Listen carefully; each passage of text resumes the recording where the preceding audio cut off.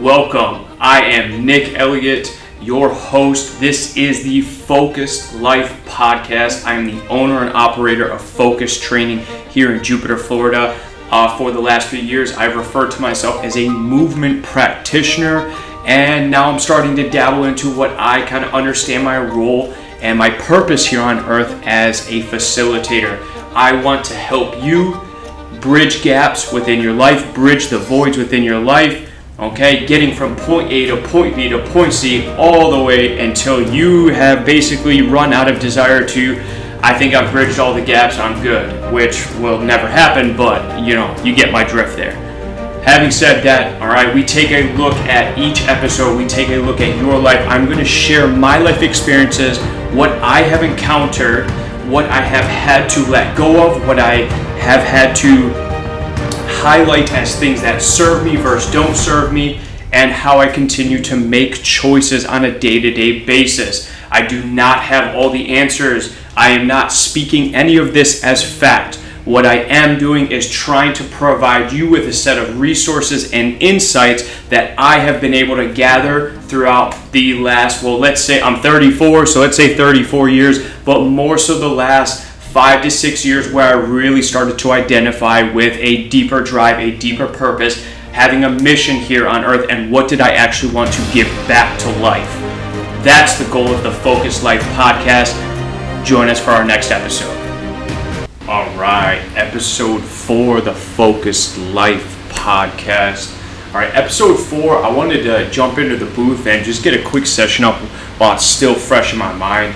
So I just came back from the In The Mixx workshop with Gymnazo in San Luis Obispo, California. Beautiful area, by the way, if you get a chance to shoot out there. Really nice.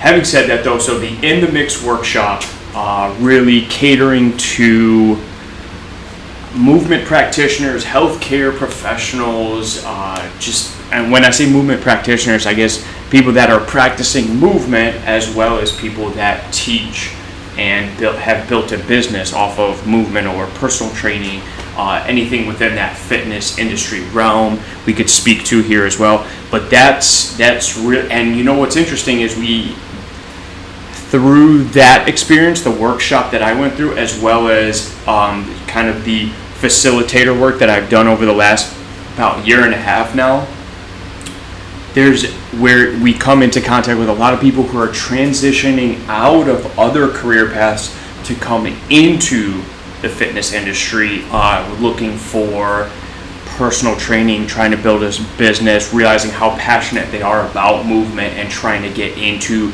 more contact with that and trying to create something from there. So this workshop, keep an eye out for it. If you are someone who, if I was just speaking to that and you're like, oh yeah, that's me, keep an eye out for that. All right, Gymnazo Edu on social media, Gymnazo. It is the In The Mixx workshop. I believe they're holding it twice a year, in-person event twice a year.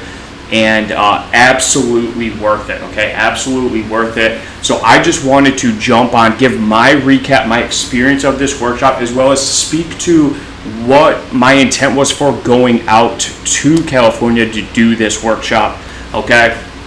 First and foremost, as a once personal trainer, now kind of evolved into, I call myself a movement practitioner. I really do like the term movement engineer. I believe the way that I see the body, the way that I study movement, the way that I'm able to help people break things down, and they come in with pain, and 20 minutes later, after some foam rolling, some kind of mobilization work, some grounding, they feel leaps and bounds better. I believe that that's more of that engineer kind of background in being able to get to the root of the issue, working your way backwards, essentially. So so just speaking to that, right, in the evolution of what I've come from, where I've been, the reason I wanted to go to this workshop is because I felt I needed a reset.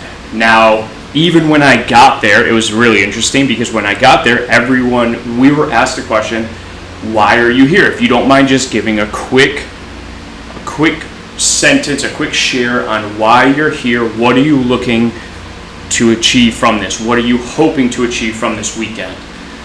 I went out there and I shared that I'm looking for a quick reset. I'm feeling conflicted in my career. All right. Now I am doing work into this, or I'm trying to shift my focus onto other things. That has absolutely helped. But look, at the end of the day, I have been in the fitness industry as a personal trainer. I've worked as a personal trainer for this is my 11th year is coming to a close. Right, my 11th year is coming to a close, going on to 12 years, and every 6 months I recalibrate certifications, education, practice, programming, energy, time investment, building the business, schedule, clients, duration of client sessions, and what services am I bringing into it? What communities do I want to tap into? Look, hands down, I think this is one of the most, if it is not managed, self-destructive career paths and just exhausting career paths that you can have. Now, having said that, obviously being in this industry for almost 12 years now, I know a lot of trainers, I know a lot of facility owners, and I don't meet very many who give the type of energy that I give or come and show up the way that I show up. I do know a lot that do. But more often than not, it's not even remotely close to matching that. So, that's not kind of, I'm not speaking from my ego there. That's not like, oh, good for you. I'm saying that that's part of why I'm reaching this conflicted point, because I feel that I've given so much to this industry. And when I say industry, I'm not big on the commoditization aspect of it, where the fads are always Orange Theory Fitness and Hue, and all these fads that come and go, and it's like people buy into this isolated view of, I want to burn calories, I'm going to go there, right? And they don't evaluate any of the other variables in their life. There's no tweaking or modifications made. This is going to now give me happiness because I lost X amount of pounds, or I burned this many calories. That doesn't mean anything in reference. I guess you need the context there, right? Maybe that means everything to them. Maybe 500 calories burned in a workout means everything to them. Having said that, right, I went into the workshop with this. I'm looking for a reset. I'm conflicted in my career. I have been speaking to my mentor about this conflict that I'm experiencing, because I don't even know if I want to use because and attach anything to it. I am feeling conflicted in my career, period. I am having trouble understanding how it is that you can go so many years in life and not continue to want to optimize your existence. And you may be like, who are you speaking to right now? I was speaking to myself a few years ago. I am speaking to everyone just about everyone that I know, everyone that I come into contact with, right? And that is not a slight against you. That is, I'm not trying to judge you for not doing. I just don't understand. I'm not able to connect with that. I don't want to be in the same place for the rest of my life. I don't want to be experiencing pain and discomfort and know that I can't do anything about it because I don't have the tools or the resources, and I don't put the effort into managing my physical experience, my mental experience, my systemic experience, and go on and so forth. I am in this life because every day I want to learn something, develop, tie pieces together, bridge a gap, explore my sphere in a different way, interact with my children differently, show up for my communities in a way that's more supportive or fostering for greater growth on their end. I want that so badly every day. That is how I found my wife, because we saw eye to eye there. We continue to aspire to that. We go after that, right? and that is our children you can see are results of that or outcomes of that. They have a sense of drive and accomplishment and pursuit that they demonstrate even at their various ages. And so my conflict has risen in this career because I just see so many health professionals just focusing on the single isolated pieces of our existence, that without context and without principles grounding us and without awareness of the other variables at play, it is only going to create a temporary success for that person before eventual failure or pain, discomfort, amplified dysfunction, deepening of a pattern that isn't serving someone shows up again, right? And this is the cycle of life that people are inside of. So I went out there for essentially all of that, right? And there's more that I could speak to, but that's not what this episode is for. So going into this workshop, I wanted to reset. I felt conflicted. Okay. What did I come out? I came out pretty inspired. I came out I went in Friday morning, 6 a.m. I left Sunday early afternoon, and I came out feeling pretty charged up, pretty inspired, and just realizing, it's nice to know that there are other people putting in this much time, this much effort, and there are people that are in so much pain or that have been through so much. They're just seeking change. They are seeking change, and they are going after it. And just, I tip my hat to the people that I met because they take action. They get after it. And that's what it comes down to, regardless of your career or opportunity or life path or journey. If you aren't taking action relentlessly, what is there? So so the workshop being geared to, like I said, personal trainers, facility owners, healthcare practitioners, movement practitioners, people looking for career changes, career path changes. Okay, the focal point was really based around, the focal point of the workshop was really based around kind of the principle-based education. So largely speaking to gravity, ground force reaction or ground reaction forces, and then mass and momentum as a basis for how we're looking at programming, how we're looking at evaluations, how we're looking at moving the body, and that can be amplified with different variables. But that is one of the focal points that was brought up, and that is fairly. It's not new in the industry, but it's a fairly new and consistent way of trying to approach each and every individual, is that we have to transition away from cadaveric anatomy, which is dead bodies laying on tables, to evaluating humans in upright function. And that's a big part of what this workshop was about. Get people up on their feet, right? Become aware of the fundamental movement positions, fundamental movement patterns, right? And start to tap into the principles at play, okay? So that was the focal point. And then just kind of working through each day. Friday was very much like a meet and greet, kind of open gym, just to explore, get to know some people, see what they're offering. Saturday was hardcore. Saturday was an immense amount of movement and exploration.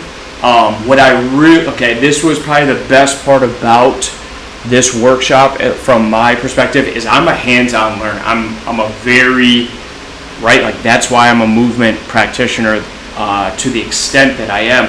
I need to be moving and dabbling and touching and feeling and all the things. And Saturday was so much of that in so many different environments, which was just beautiful. I think that is one of the best ways to go in a workshop, because you can sit me down and start, saying words and putting sentences together and showing me pictures, but it does not matter, for me at least, does not matter until I start moving and doing it. And that they have a saying, right, that I've taken on and I share with my people, FIKI, F-I-K-I, feel it, know it. That's what this workshop was. All right, shifting the focal point from cadaveric anatomy to this upright function, principle-based education, FIKI. You must feel it to know it, because your body will know more than your brain ever will. As the body starts to pick up and send feedback,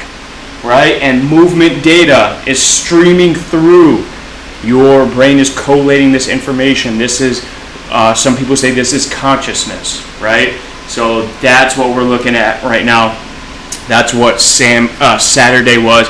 We had some landmine exploration, the barbell landmine, if you've never worked with that. We had some steel mace exploration. We had some coil rope exploration. We had some strides, wides, and crossovers. We had some lunge matrix exploration. We had some power block exploration.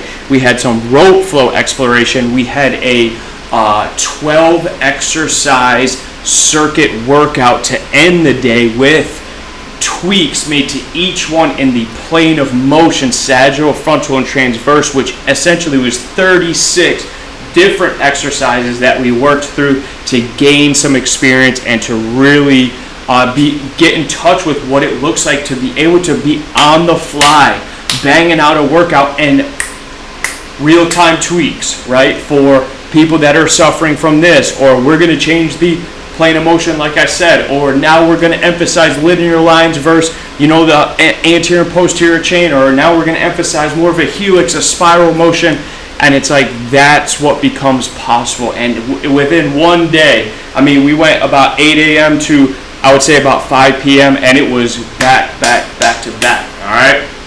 Sunday, restoration, melt, mold, move, trying to help people understand some education, some proper education behind tissue, behind fascia, behind dehydrated tissue, and how we begin to facilitate blood flow to the area. What it looks like to foam stay and foam roll through the belly of the tissue, origin insertion. How do you then take a tissue that has been let's say freed up, right? So you foam stayed, you foam rolled, you followed lines, and you got up and you're like, wow, this feels incredible. What do you do then, right? You have a tissue that's now got this freedom in it. It needs to know what to do. It's not just going to all of a sudden be like, oh, my new path of how I'm going to do this without pain is this. No, you need to teach it that, and that's what Sunday was. So great job to Colina on Sunday for taking us through a melt, mold, move that is very inspirational, because every single person that went through the melt, mold, move came out of it feeling incredible, feeling really reset, recharged. The system was ready to go. It helped recover from Saturday, all the movement we did. And that is very powerful, because at the end of the day, you may not have the most perfect programming. Well, no one does. You may not have programming. You may not feel confident with your programming. You're still trying to work through that. But if you can provide someone restoration consistently so that they're able to come back, especially when there are variables in their life that they may be coming in stressed, or they're hungover, or whatever, the job does this, that, and the other thing, they're traveling constantly, they have surgery coming up, whatever it is, if you're able to provide them targeted melt, mold, move sessions and restoration, you have a client for a long time, and you're able to help that client for a long time. So having said that, right, just moving through, okay, the workshop was kind of this, now we didn't go too in depth into assessments or biomechanical evaluations. At one point there was like a little case study that is depicted on their social media. You can take a look at that. Someone who was having some low back pain, and it was actually being fed from the opposite side of the body, and they identified a spiral line that could be overworked or not enough freedom within it, so they evaluated that. That was pretty cool to see that. So Gymnazo offering programs like the MDMC program, which I am MDMC alumni, okay, or I'm an alum. It's this global approach to up-leveling the standards in the fitness industry, to start to globalize the approach to how we are helping people and connecting with them as practitioners or professionals, as opposed to just offering one-on-one services, right? Like most often when you meet a personal trainer, what do they offer? A 30, 45 minute, 60-minute session, one-on-one, let's get you in 3 times a week, okay, done. Right, but that's all they offer, and 9 times out of 10 it's because they don't have a team, or they're an independent contractor or someone else's facility. They're on the go, or they're mobile, which are very much like some of my businesses. It's very hard to create anything from that. So Gymnazo offers, as kind of an extension of this workshop, insight into MDMC, which is their multidimensional movement coaching program. They have the MDMP, which is the multidimensional movement programming aspect. So they do I think it's a 10 or 12 week deep dive into just how to program. I think that's one of the most influential pieces of this, because, hey, look, I'm not going to speak for your trainer, but I've been there, and there are many trainers who are writing your workout the night before, the morning of, and sometimes they haven't even written a workout. It is purely you show up and they pull it out there at 8. All right, so just food for thought there. If you're looking for sustainable results, if you're looking for sustainable vitality, if you're trying to shift away from health and into vitality, right? Maybe programming that's written the night before is not the best bet for you. Maybe the programming that actually is non-existent, and it's just whatever workout was in a men's health magazine. Maybe that's not the best for you, okay? So just food for thought there. And then the last piece is the MDMB that I wanted to share, the multidimensional movement biomechanics. So this is a deep dive for this is for those people who are trying to learn more about functional muscle function, which essentially is what I said earlier on, the step away from cadaveric anatomy and into upright function of the tissue, right? What is the body actually doing once gravity is coming down, once ground force reaction is driving up, so you have your top down, your bottom up drivers, and once mass and momentum is in play, what is the body doing? And a joint by joint basis, you need to understand those things if you are working with humans. If you do not understand those things and you're working with the human body, you're leaving a lot up to chance there. That becomes very risky. All right, so having said that, those are just some programs that you can give some thought to if you're listening to this. Maybe like, ooh, biomechanics sounds really interesting, right? Like we're speaking to chain reaction biomechanics. We're speaking to that legit breakdown of power regions, your thoracic spine, your pelvis, your hips, your foot, and your ankle, right? And all the slave joints in between, and how we are consistently, our commoditized, isolated, standard training, physique style training is based off of trying to pick up gross rotation from areas of slave joints because of the limitations that have been placed on the power regions due to movement patterns that we find ourselves in on a daily basis, like sitting at a desk, right? Most trainers have no idea what we're speaking to right now. So if you are a trainer listening to this and you're like, what's he talking about? Dude, go check it out. People, go check it out, all right? If you are a client or someone who's just listening because you like movement, go check it out regardless, all right? The more you know about yourself, the better you are able to serve yourself as time goes on, regardless of a professional helping you along, okay? So yeah, some other pieces that are within the MDMC, which is definitely kind of geared more to that facility owner or managing a facility, managing people within the facility and offering more than one service. You kind of get a look at the ecosystem of services. You get a look at small group training, semi-private style, business strategies, looking at the body through a different lens, using your observational essentials, using your movement patterns, enhancing most stability at every joint, and trying to have an understanding of what is currently there and what is needed, and how do we find a more appropriate balance. The 3D MAPS assessment as put out there by Great Institute through Gymnazo, and then Tweakology as the on-the-fly variable shifter, one of my favorite things to mess around with, because we all need the ability to throw a tweak in, okay?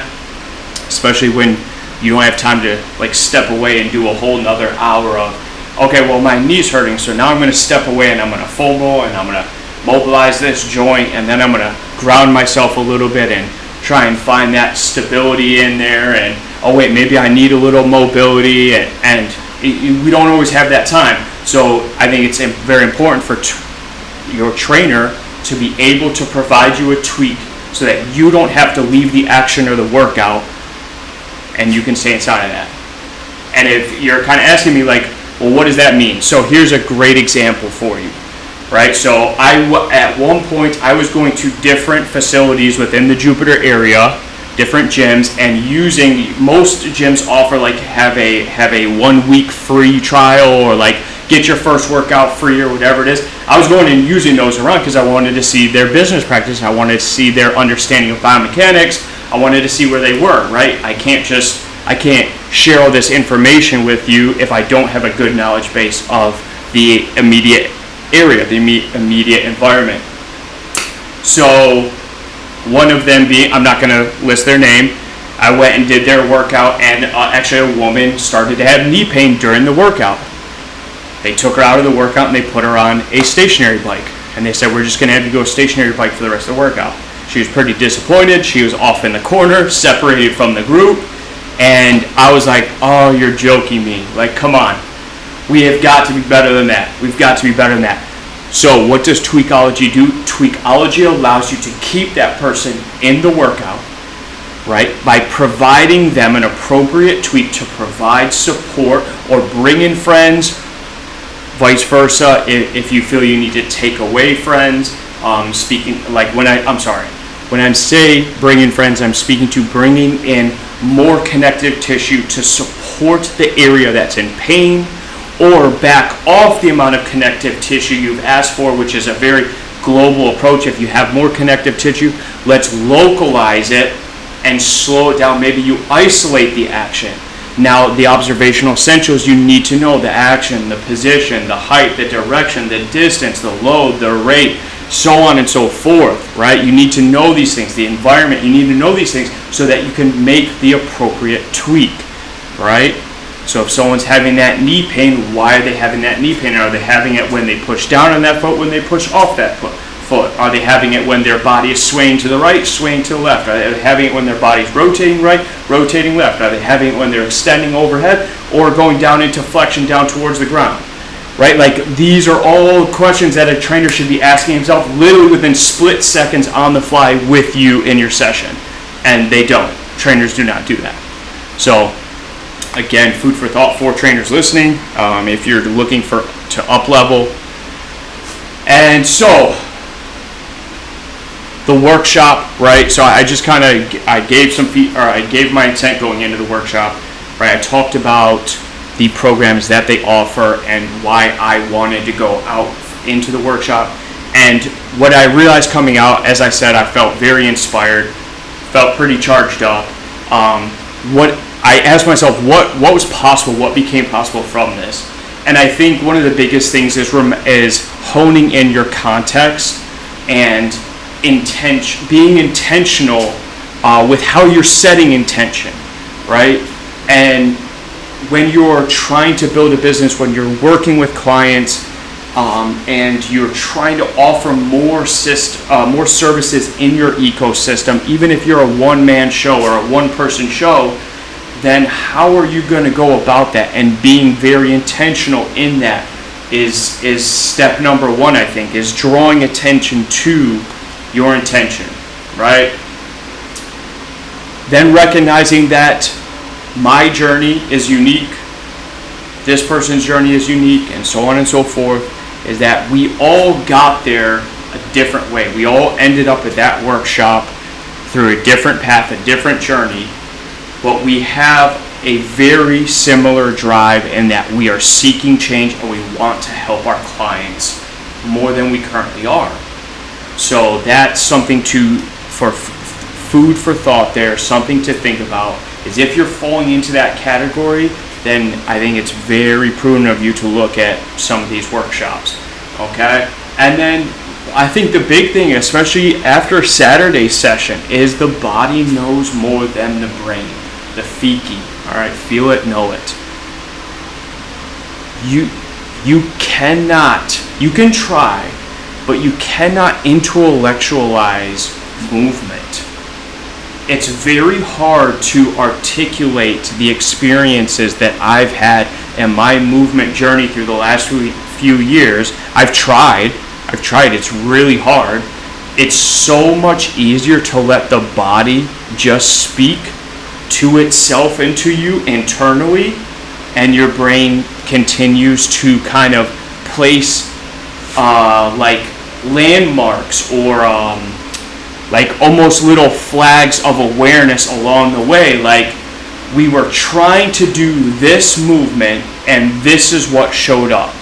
The body exhibited these things. How can we tweak that next time? How can we tweak it in the next few reps? Where's my focus right now? So on and so forth. And so recognizing that the body knows more than the brain does at any given time, especially through movement, is really, it's almost empowering, and it almost gives you a sense of relief, because I think we try and take everything on so critically up here, like there has to be logic involved. But movement's not about logic. Movement is illogical. Movement is an exploration, a curiosity. Movement is, you're either inside of fear or you're facing fear head on and you're going for it, right? Like, there's so much about it that you just need to continue to experience without over intellectualizing it. Like I said, stimulating internal dialogue. All right, that was a big part, because there were several times when we did strides, wides, and crossovers when we were working with the coil rope. I kid you not, like, you feel an internal heat, not just like, oh, I'm getting hot, I'm sweating. You feel a stimulation, a trigger. Is the flip is switched, and your body goes into this state of like it turns on, and it starts functioning together. It's not isolated anymore. But we're so often taught isolation in our practice, right? Like, you go to any physique style trainer, and when I say any physique style trainer, I literally mean 90% of personal trainers are going to address your body in a muscle by muscle basis. So they'll say, we're going to work biceps today. Okay, we're going to work the quads, we're going to work the hamstrings. Like, dude, that's not how the body functions, right? That's not how it works.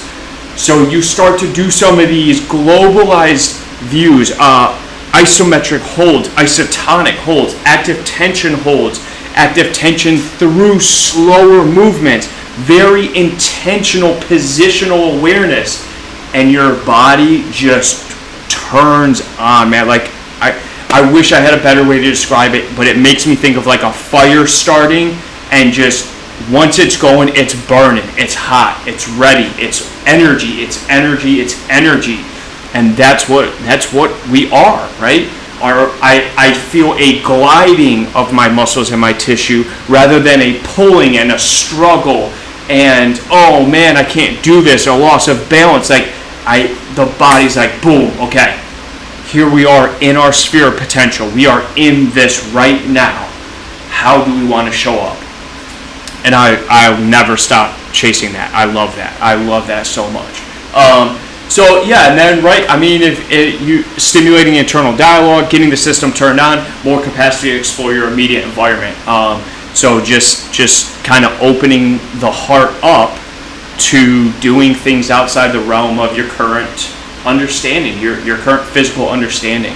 And then, you know what, I think something I just want to kind of touch on here is through this workshop, we integrated play in the movement space. That definitely fosters kind of that community connection, even a little bit of a competitive drive between people. You start, like, in a fun way, like, I want you to do it, but I also want to win. So, and I don't want to lose. And, you know, you start to see that, but like, it brings people together, that camaraderie. And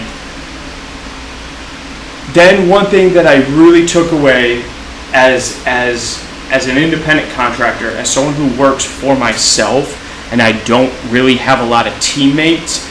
I do speak about some of my client case studies with some colleagues, but overall, like, I don't have a team. I don't have a facility where I have a team working together. It was nice to see the Gymnazo staff as a team and seeing how each one has their various strengths and seeing how they flow on and off of each other. And even if one person's kind of caught in like, okay, this is what I'm thinking, feeling, this is how we should go, they can kind of branch off to, okay, but let's address this real quick, let's address this. And so it was nice to just see that teamwork show up, that teamsmanship in the way that they all kind of had their respective roles, but they were able to kind of ebb and flow through that.